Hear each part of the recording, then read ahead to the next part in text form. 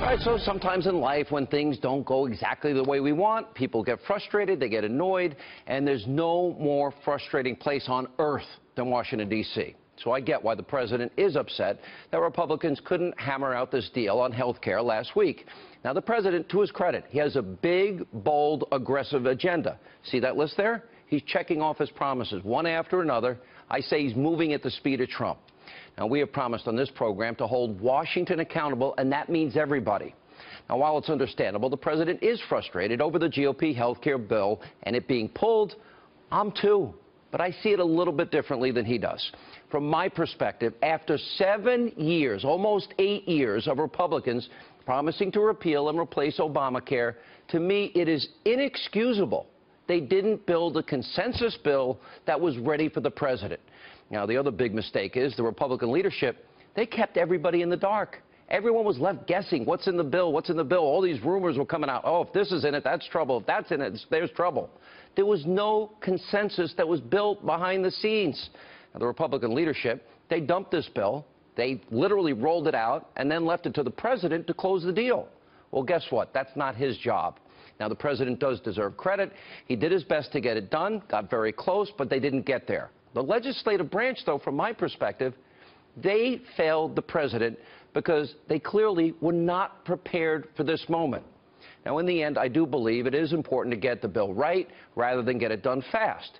Now, some in Washington, they're trying to put all the blame on the Conservative Freedom Caucus, and as I said last night, I think this anger is misplaced. Now, if the Freedom Caucus had been consulted from the beginning and they didn't roll out the bill and they would have had a chance to see it beforehand and leadership reached out to them from the get-go, I don't think we'd be in this situation.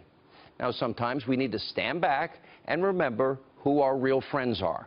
Let me give you an example. Let's talk about Illinois Republican Congressman Adam Kinzinger. Now, today he writes an op-ed for the New York Times titled, quote, "How the Freedom Caucus is Undermining the GOP," where he literally mocks the Freedom Caucus, literally end their name by writing, quote, "Interesting name for a group of about 36 members that refuses to let the will of the people advance on the House floor." Now, keep in mind, this is the same Adam Kinzinger who, during the election and prior to the inauguration, was mentioned in headlines like the one you see on your screen. The same Adam Kinzinger who in August said he wouldn't vote for Donald Trump. Watch this. Donald Trump, for me, is beginning to cross a lot of red lines of the unforgivable in politics. And so, I'm not going to support Hillary, but, in America, we have the right to write somebody in or skip the vote and vote for Mark Kirk in Illinois, for instance. And that's what it's looking like for me today. I just don't see how I get to Donald Trump anymore. And even following the election, Kinzinger played coy about who he actually voted for on November the 8th. Now, is Congressman Kinzinger, is he really the guy to be lecturing the Freedom Caucus who did support candidate Trump? I'm not buying that. Now, during the campaign, the Freedom Caucus chairman, Mark Meadows, he was a staunch ally of candidate Trump, now President Trump. In July in Greenville Online, they ran an article on Meadows that said in part, quote, "Meadows initially endorsed Texas Senator Ted Cruz in the Republican presidential primary, but he is now embracing Trump with more gusto than others in the GOP." And according to Nate Silvers, 538, at least 29 of the 34 members of the House Freedom Caucus endorsed or at least voted for Trump in the election. And by the way, with all due respect to Speaker Ryan, Laura Ingraham, last night on this program, pointed out Ryan made it clear he wanted little to do with then-candidate Trump. So let's be clear. A lot of blame to throw around about the Republican health care bill being pulled, and infighting is not a solution to the problem. I also don't think President Trump reaching out to Democrats is ever going to work. The one thing I do know for sure, Nancy Pelosi, Chuck Schumer, Steny Hoyer, they're not the president's friends, and they do not want him to succeed in any way. Don't believe me? Listen to what they said about the president.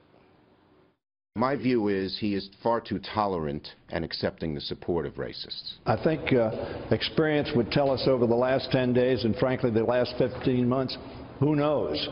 Who knows what President Trump is going to do at any given moment and give offense to people that we need to be have confidence in us, and we need to have confidence in our relationship with them. Ineffective. They've accomplished nothing. He's the the deflector in chief. He's deflected from the fact that he hasn't produced a jobs bill, hasn't produced an infrastructure bill, has accomplished nothing, and he just has to deflect by coming up with bans on certain religions.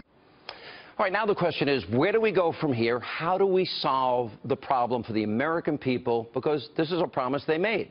Now, Republicans, in many ways, they need to go back to the drawing board and do what they should have done in the first place. They need to create a bill that will pass in the House, and that means the study group, the Tuesday group, the Freedom Caucus, moderates, they all need to be brought in a room, as well as senators, Secretary Price, the vice president, everybody included, and hammer out a deal. Get away from the cameras, and certainly don't go on television and negotiate in the public eye.